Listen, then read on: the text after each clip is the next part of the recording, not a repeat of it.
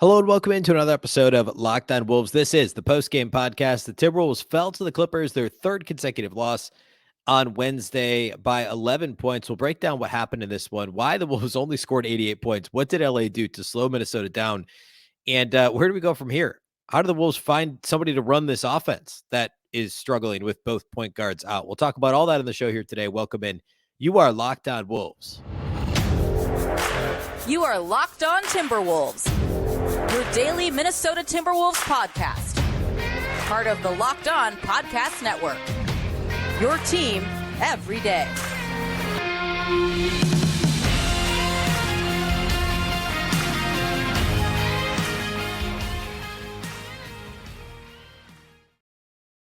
Hello and welcome to the Locked On Wolves podcast, part of the Locked On Podcast Network, your team every day. My name is Ben Beecken. I am the host of Locked On Wolves. Happy Thursday, everybody. And a big thank you, first of all, for making Locked On Wolves your first listen every day. Of course, this show is free and available everywhere, including YouTube, as well as all of your favorite audio platforms. Wherever you like to listen to podcasts, you can find Locked On Wolves. You can also watch the show on the Locked On Sports Minnesota app on both Roku and Amazon Fire TV. Go ahead and download the app for free.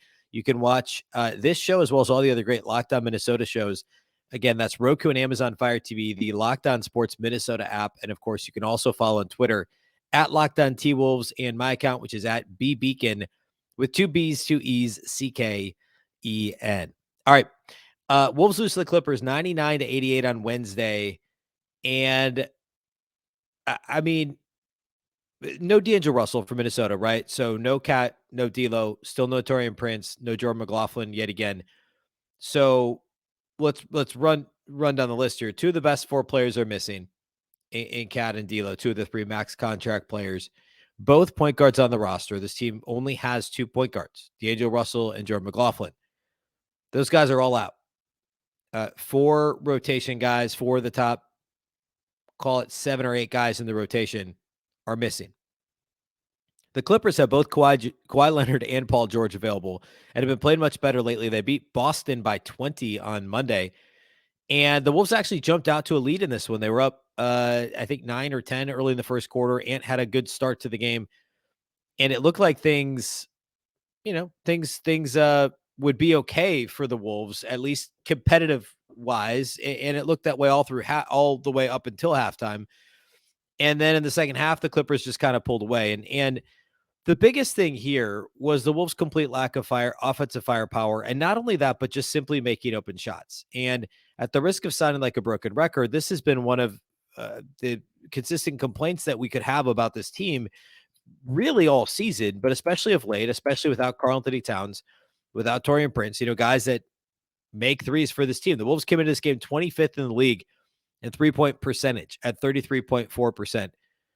This game will not be helping that number. The Timberwolves made 4 3-pointers in this game. 4 of 22 from deep. That's 18.2%. And I'll also point out the 3-point rate is plummeting. They shot like 24 on Monday. They shot 22 in this game. The Wolves came into this game 15th in 3-point rate. They were top 10 virtually all last season. They're all the way down to 15th in the league in terms of attempt rate. Both things are important, right? You have to take them to make them, and the Wolves aren't taking enough of them. The weird thing is that the Clippers pretty much played. So teams have been playing a lot of zone against the Wolves. The Wolves kind of beat the zone last week. We saw them kind of figure that out over the course of a couple of games, and, figuring out how to kind of probe into the middle of the zone, pick it apart, etc. But the biggest issue is they just weren't making open shots, right? We talked forever about this. You learned in elementary school that to beat a zone, you just got to make shots, right? This wasn't a zone, but the Clippers were doubling Anthony Edwards essentially at the top of the key, like how you defend Luka Doncic, right? Like you just try to make Ant beat you or try to make somebody else beat you by double teaming Ant. That means that your other 3 defenders, if you're the Clippers, are effectively playing a zone guarding 4 Timberwolves players. So 4 on 3, you should be able to score as a professional basketball team. But the Clippers did a good enough job on Ant, and Ant also still is struggling. He's not a natural point guard, right? He's not a natural offensive facilitator and offensive initiator. Those are skill sets that Ant is still evolving, and he's gotten much better at it in pick and roll game. He's gotten better in the open floor, keeping his head up, finding guys, making the right pass. But when you've got two guys essentially blitzing you at the top of the key, you have to try and create your own passing angles, and your teammates have to help you. And I'm not pinning this on Ant. I think this is more to do with the Clippers playing really strong defense. And by the way, being a really good defensive team. The Clippers came into this game 6th in defensive rating in the league, according to Basketball Reference. And they showed why, right? And with the healthy Kawhi Leonard, remember Kawhi Leonard coming into this game, I think he'd played in 9 games so far this season? Yeah, 9 games before this one. This was his 10th game of the season. So you don't even have Kawhi Leonard on the floor, former defensive player of the year, and you're still a 6th in defensive rating. So credit the Clippers. And that was a huge part of this.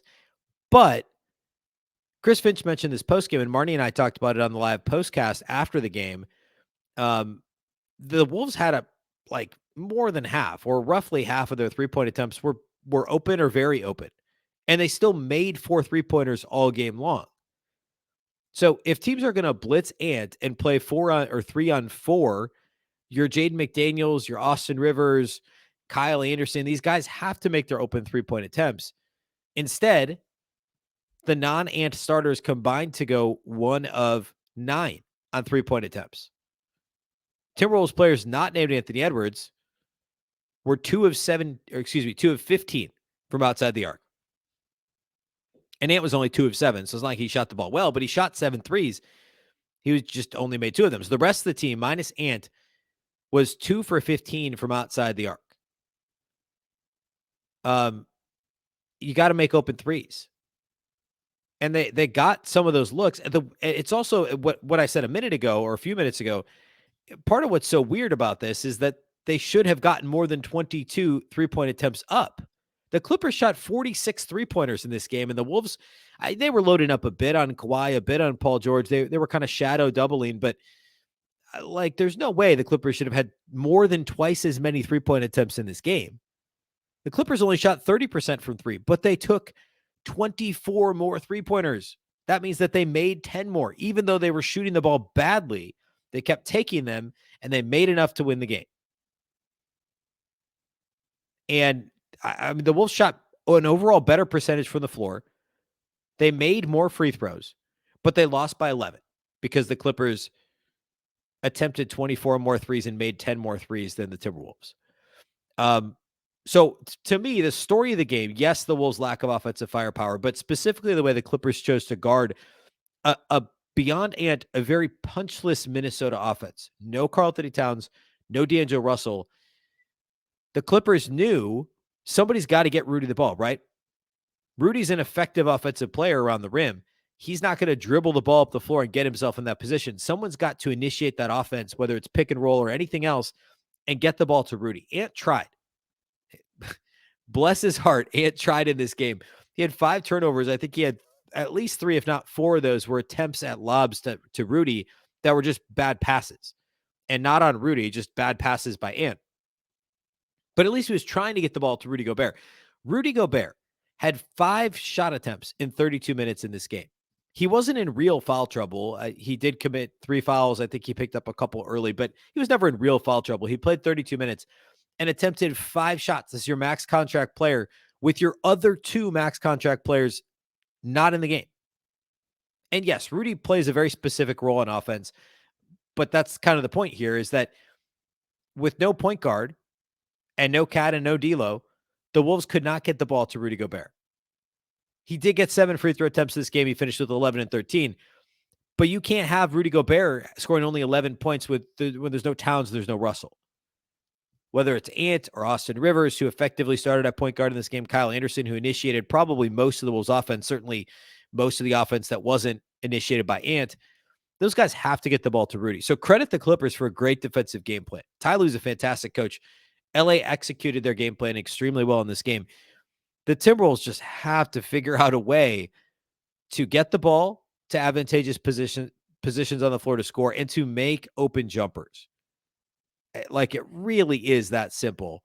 And that just didn't happen in this game.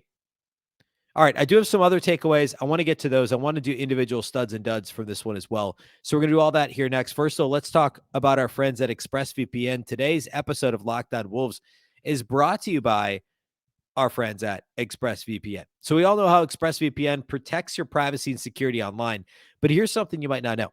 You can also use ExpressVPN to unlock movies and shows that are only available in other countries. Maybe you've run out of stuff to watch on Netflix. This will change your world. ExpressVPN allows you to binge whatever show you want. The Office on UK Netflix, let's say. It's simple to do. Just sign into Netflix, fire up the ExpressVPN app, change your location to the UK, refresh Netflix, and that's it.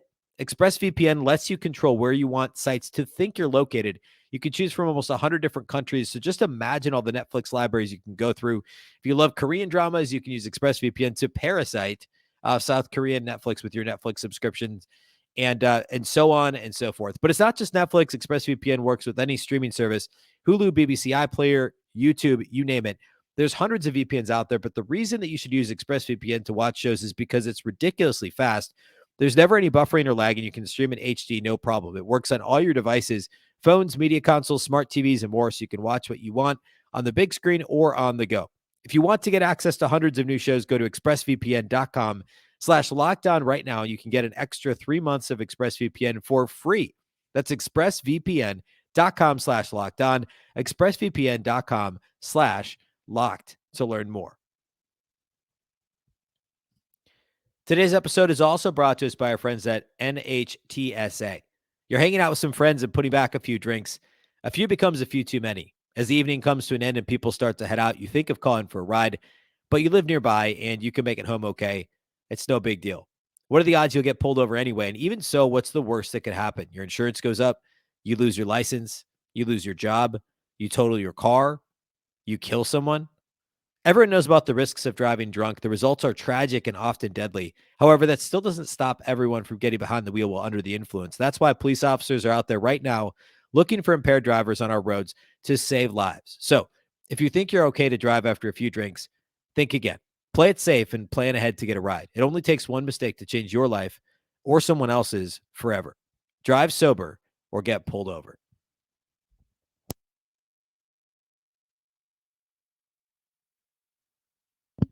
All right, a big thank you once again for making Locked On Wolves your first listen today. Now, for your second listen, go check out the Locked On Sports Today show. From the games that matter the most to the biggest stories in sports, go beyond the scoreboard and behind the scenes with local experts and insights that only Locked On can provide. Locked On Sports Today, available on this app, YouTube, and wherever you get your podcasts. All right, let's talk other takeaways from this one. We talked about Rudy only getting 5 field goal attempts. It's insane that he only had 5 field goal attempts with no D'Lo and no Towns. The Clippers played fantastic defensively. The Wolves needed somebody else to step up, right? I don't know how else to say this, but I'll say it again: no Cat, no D'Lo. You're missing complementary players who can initiate offense in Prince and McLaughlin. They need somebody who can score. Like the number one for me, the next player on that list after Ant and Rudy Gobert, in terms of actual scoring, has to be Jaylen Noel. He did get 25 minutes off the bench, so he led the bench in minutes, and he scored 13 points. But this was not a good Jaylen Noel game. He's going to make an appearance as studs and duds. I'll go ahead and spoil that. 4 turnovers to 0 assists for Jaylen Noel in 25 minutes. He, it just wasn't a good game. He had at least 2 of his 4 turnovers were just terrible passes right to the other team. Right to the Clippers. He missed a couple of open jumpers. He forced some stuff from mid-range that just didn't go in. And the Wolves needed Jaylen Noel to step up. If he had played a good Noel game, if we'd gotten a good Noel game in this one, I think the Wolves have a legit shot at winning this game in the final minutes. I really do think he would make that big of a difference if he just played as we've seen him play in his good games. It's too bad because this was his opportunity. Right, with no D'Lo. I always talk about how he's got his game, Noel's game, in my opinion, is a mix between D'Lo and Ant, where he can get to the spot on the floor like those guys. He can get his shot off anywhere. He's great in the mid-range like D'Lo. He can pass. His passing, I think, is more like D'Lo than it is like Ant. But he doesn't – this year, he's not passing the ball enough. And Marnie and I talked about this on the postcast. It's almost like defenses at this point, they load up on Jaylen Noel because they know he's not going to pass the ball. And – they can just kind of play him expecting him to force up a tough shot, maybe shoot a floater, try and get all the way to the basket, whatever it is. You generally know what Jaylen Noel is going to try and do. And I think that hurts his effectiveness. So again, 6 of 16 shooting. And then Jaden McDaniels, I put him in that same category, not in terms of offensive ability. He's not the same offensive player, but he was so quiet in this game. And granted, he had a very difficult defensive assignment, and he was good defensively for the most part in this game. 6 points on 11 shots, 0 of 3 outside the arc, missed a couple of wide open corner threes. And McDaniels has to make corner threes if this team is going to get anywhere near where they want to go. And McDaniels came into this game shooting 37.5% from three, which is easily the best of his career. But it's those corner threes that are vital for McDaniels to make. And he was unable to do that in this game. I want to talk briefly, though, about the defense. I actually think there's the Clippers, there's just a bad offense this game by both teams. There's no question about that. The Clippers were bad early. There was stagnant on offense. But even as they started to score late first quarter, early second quarter, the Wolves defense, I thought in general was very, very good, especially the one-on-one on-ball defense. The team defense was still a little bit half step slow. The low man was slow too often. The Wolves were not tagging rollers. The team defense was not quite what it needed to be. But individual point of attack defenders, especially in the first half, were actually really good. Jaden McDaniels has some great possessions against Kawhi, forced him into some tough contested mid-range jumpers, long mid-range jumpers. Ant had some great defensive possessions. Same thing. I thought, he got called for that foul right before halftime. That was, now I'm forgetting who the ball handler was I think it was maybe Reggie Jackson, or maybe it's Paul George, where Ant was playing great defense along the sideline and they called a blocking foul. I thought it was a bad call, but Ant was being aggressive. J-Mac, McDaniels, Anthony Edwards, Austin Rivers had a couple of good defensive possessions. Wendell Moore Jr. had some of his moments too. I thought the Wolves competed. And again, yes, we're in game 28 or whatever, a third of the way through the season. We're talking about hey, they're competing. That's great. But in a game where they were extremely shorthanded, nothing was falling offensively, it would have been easy to completely fold and mail it in. And individual point of attack defense, being on the perimeter on an island is the first place that you see that go. That guys just kind of give up. And we didn't see that in this game. I thought that the Timberwolves competed defensively. The point of attack defense was good. It was there was an urgency to it. And it tracks with Anthony Edwards' career track record to this point that he wants to step up, I said this on the show on Wednesday show, maybe, ESPN game in LA against Kawhi and PG-13, is Ant going to completely step up and have a big game? Now, he had a great start to the game, and defensively he was good. He was up to that challenge. But then, of course, the Clippers, their game plan was entirely to stop him. I should mention Paul George had a triple-double in this game, 17, 11, and 11. But you wouldn't know it if you were just kind of casually watching the game. It didn't really feel like he dominated things. Kawhi had 19 points in just 31 minutes. He was in early foul trouble, and then something of a minutes limit around 30 minutes. And so he did not play down the stretch in this game, although it ended up not being all that close anyway. So, but all that to say, I was impressed with the Timberwolves defense overall, especially in the first half. And I think we could factor in the fact that the Clippers weren't playing well offensively, but the Wolves had something to do with that. I believe that. I think that perimeter defense, getting in those guys' jerseys on the perimeter was really important for the Wolves. I think that's really it in terms of takeaways. This was, again, the Wolves played hard. They played good in stretches on defense. They just didn't make enough shots. They didn't get Rudy the ball enough. And the Clippers had a great game plan. A disappointing loss, a frustrating loss. Certainly things that the Wolves should have done better, need to do better.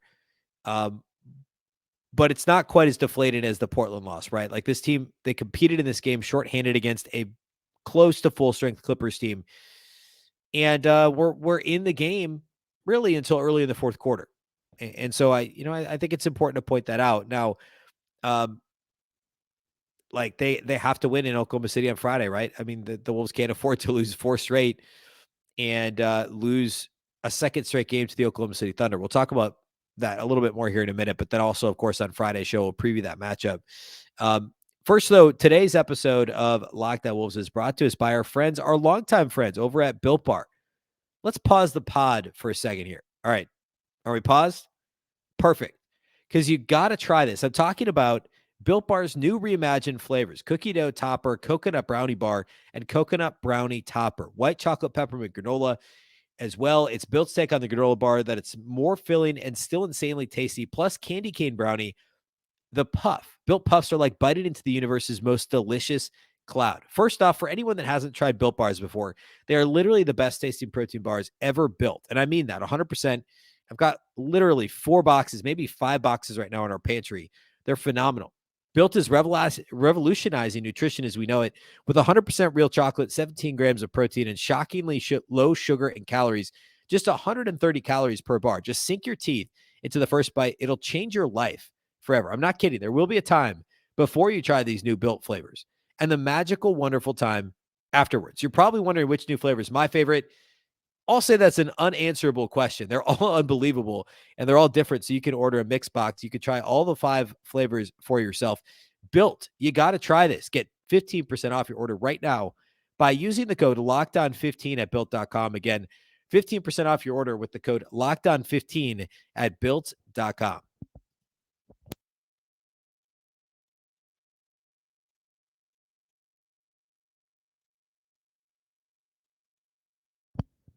All right, let's talk individual studs and duds for the Wolves. It's actually pretty hard to come up with a stud from this game for the Timberwolves. I mean, like, nobody really played all that well. I'm going to give one to Naz Reid. And per usual, the Wolves struggled defensively with him on the floor, but they were good enough defensively for the game. And I also don't think it was like Naz's fault, right? I mean, the Clippers played small for big chunks of this game. Ivica Zubac's only played 17 minutes, and the Clippers were more than happy to go small, put Nick Batum in the front court, put Robert Covington in the front court. They had no issues with that at all.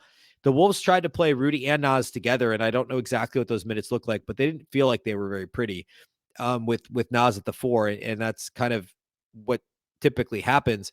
But overall, in 20 minutes, Naz had 9.7 rebounds, shot 3 of 5, was 3 of 4 at the line, had 4 free throw attempts in those 20 minutes. And he was a team worst minus 15 in the plus minus column. But as I always like to say, individual game plus minus box, just in the box score plus minus for individual players is very noisy. I don't love it. And again, I think those Naz Rudy minutes together certainly contributed to that. So I thought Naz played well and give him a stud for this game. I really don't want to give out anymore. I mean, we can go with Kyle Anderson. Like, you'd like him to do a little more given the absences that the Wolves had in this game. But any Kyle Anderson line that's 13, 6, and 5 with 50% shooting, like, you got to be okay with that. 13.6 rebounds, 5 assists, and a steal. He did turn it over 3 times. He shot 5 of 10 from the floor, 0 of 2 outside the arc, and 3 of 6 at the free throw line. I thought he was fine. I thought he was asked to do a lot. He led the team in assists. He essentially ran the offense for the Wolves. I know Rivers was the de facto point guard and Ant ran a lot of offense, but Kyle Anderson is really the distributor in this lineup, kind of that point forward, and did an okay job doing it. And I thought he was one of the Wolves' better players on the floor in this game. And that's really it. I can't give another one out. Like, if I had to, I'd maybe even go Wendell Moore Jr. Had a couple goofy moments, but in general, I mean, 15 minutes, 2 steals, 2 rebounds, perfect for the field. He had I believe a dunk in the open floor or no, layup in transition. I guess it was 4 points, got to the line, made both his free throws. Like, I thought he had some good minutes and played rotation minutes with the absences. Wasn't just garbage time for Moore. He played 15 minutes total. Duds, a lot easier for this one. Austin Rivers, man, it's been a rough time of things in a Timberwolves uniform. 5 points on 1 of 7 shooting, 1 of 4 outside the arc, 2 assists for Rivers, no rebounds. Again, 1 made shot in 7 attempts. Not a good game for Austin Rivers. I'm also going to give one to Jalen Noel. I know he scored 13 points. That's great, but he shot 6 of 16. Not great. 1 of 4 outside the arc, no free throw attempts, 16 shot attempts, no free throw attempts for Noel. I thought he was one of the Wolves' weaker perimeter defenders in this game. He turned it over 4 times in 25 minutes, and they were all pretty ugly turnovers. His only steal he had was right after he turned it over. He jumped in front of a pass, an outlet pass, and got a steal going back the other way. Just not a good Noel game, and the Wolves need more out of him if they're going to win any of these games. So studs for me, Kyle Anderson and Naz Reid. Duds are Austin Rivers and Jalen Noel in this game. The Wolves take on the Thunder on Friday. Oklahoma City only lost by a bucket against who did they play? Oh, Miami. They lost by 2 to Miami on Wednesday, and is 11-17. The Wolves have played them, or they played the Wolves tough 3 times, beaten them once. Shai Gilgeous-Alexander is literally one of the best players in the entire league right now. And assuming he plays Friday, I think he's only rested 2 or 3 games this year. Assuming he plays, that's a tough matchup, a team that plays hard on the road in Oklahoma City. Last game of a long road trip. The Wolves are in danger of falling 3 below 500 with a really difficult schedule upcoming. And we talked about this the other day on the show.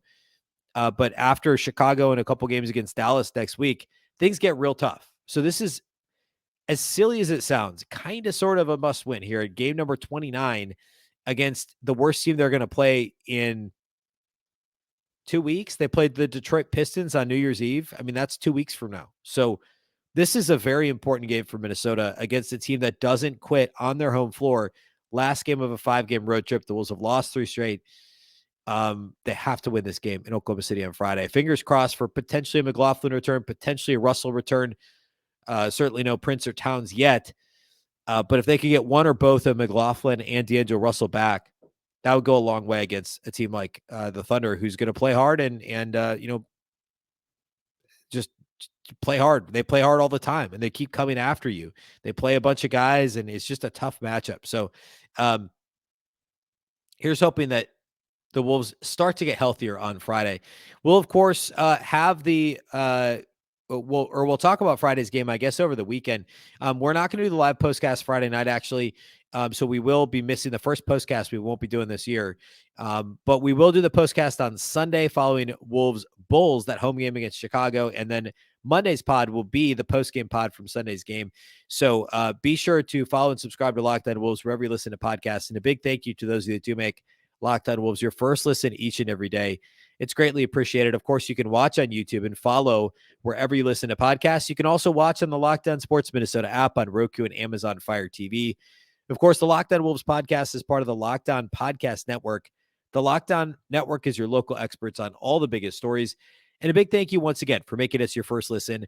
And a reminder that for your next listen, you can check out the Locked On Sports Today podcast, the biggest stories of the day, plus instant reactions, big game recaps, and the take of the day.